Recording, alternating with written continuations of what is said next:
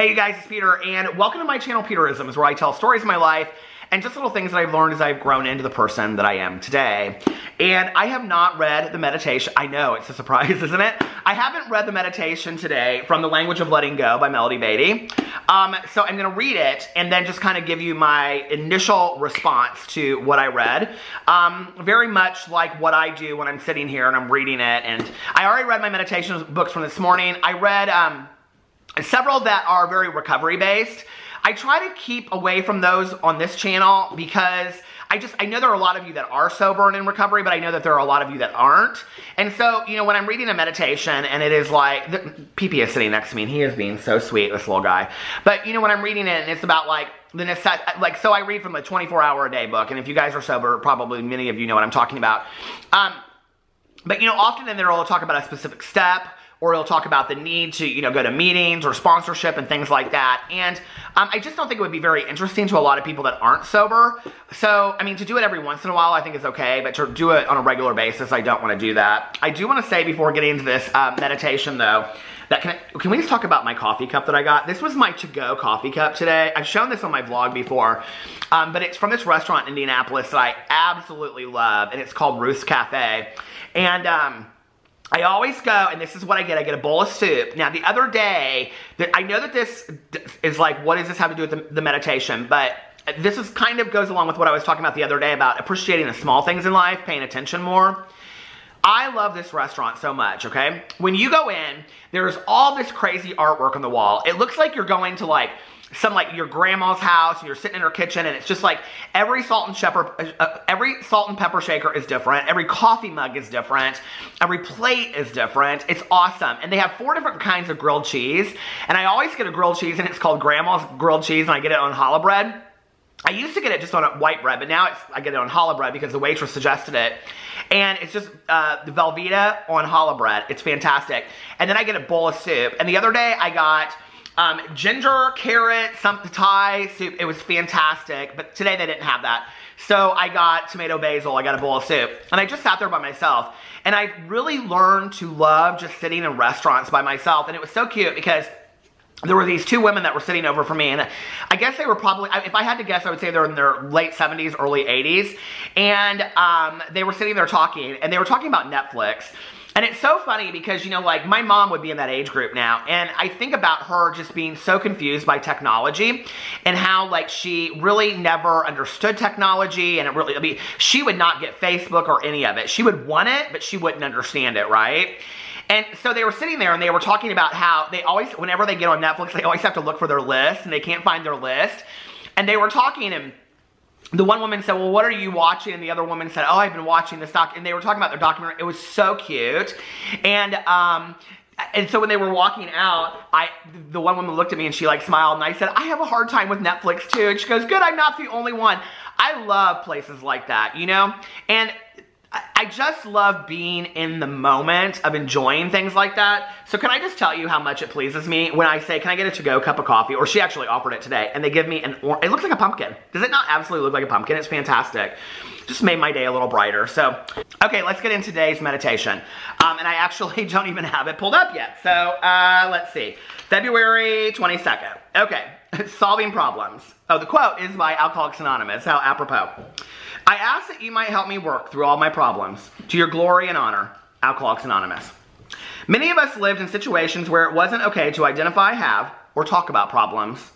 Denial became a way of life, our way of dealing with problems. In recovery, many of us still fear problems. We may spend more time reacting to a problem than we do to solving it.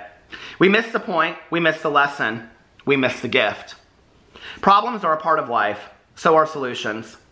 A problem doesn't mean life is negative or horrible. Having a problem doesn't mean a person is deficient. All people have problems to work through. That's real. I like that. All people have problems to work through. In recovery, we learn to focus on solving our problems. First, we make certain the problem is our problem. If it isn't, our problem is establishing boundaries. Then we seek the best solution. This may mean setting a goal, asking for help, gathering more information, taking on action, or letting go. Recovery does not mean immunity or exemption from problems. Recovery means learning to face and solve problems, knowing they will appear regularly.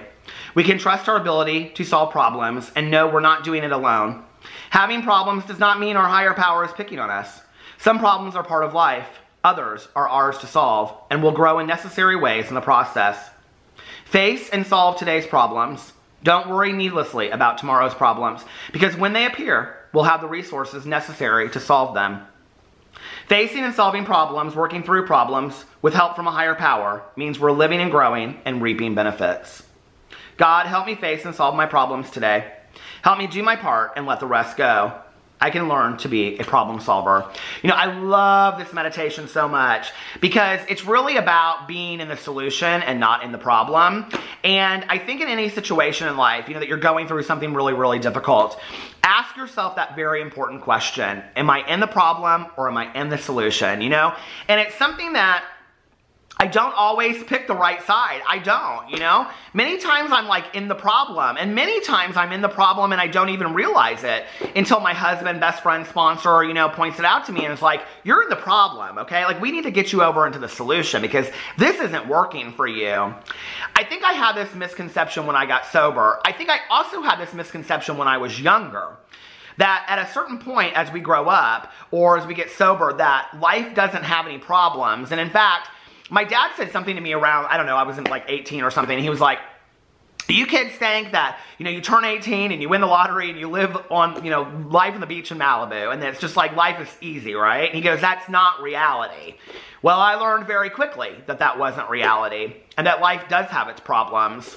You know, I've been sober long enough now to know that there are times that life throws you a curveball. And life usually throws you a curveball on a Tuesday afternoon when you least expect it, you know?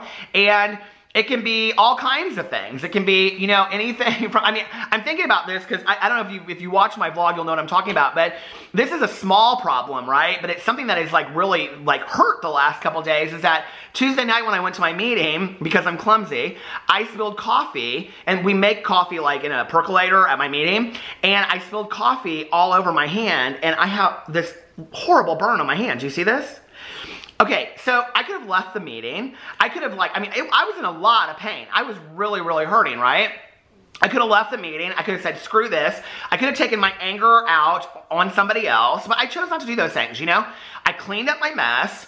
I held my hand. Tanya went and got me ice, which all these people were like, you're not supposed to get ice. And then I called my dad the next day, and you know, my dad is a hand surgeon, and he was like, that's exactly what you're supposed to do. You're just not supposed to put ice on it like an hour later.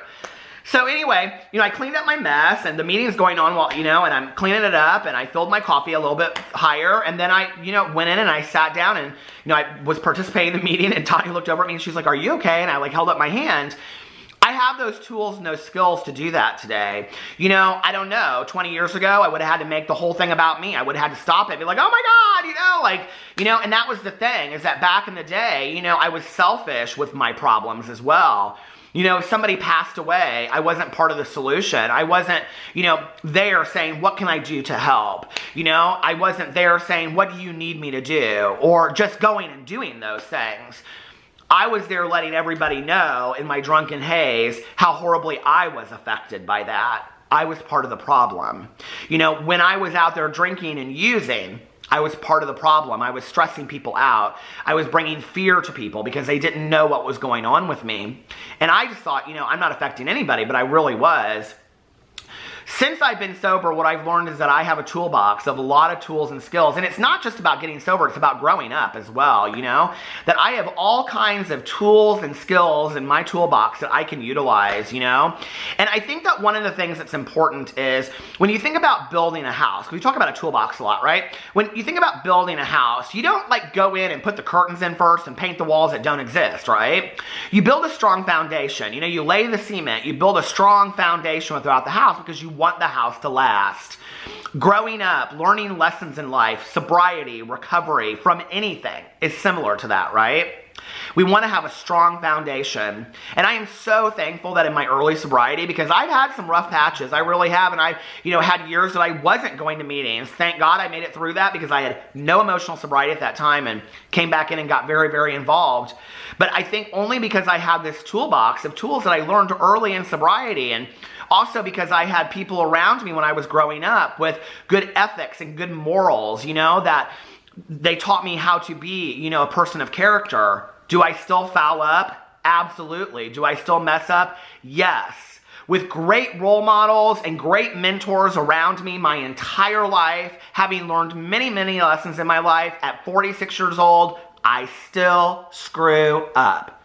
But today, I have tools in a toolbox that help me get through that and help me learn how to get through that and learn how to, rectify those situations and rectify problems in my life. And number one, it's about being in the solution, not in the problem. And I have to ask myself at anything that's going on, whether it's a family member or a friend that's sick, or somebody that's passed away, or something that's going on, with needing to be fixed in the house, or anything, I have to ask myself in any moment, am I part of the problem or am I part of the solution? And it's really helped me get through some very, very difficult times in my life.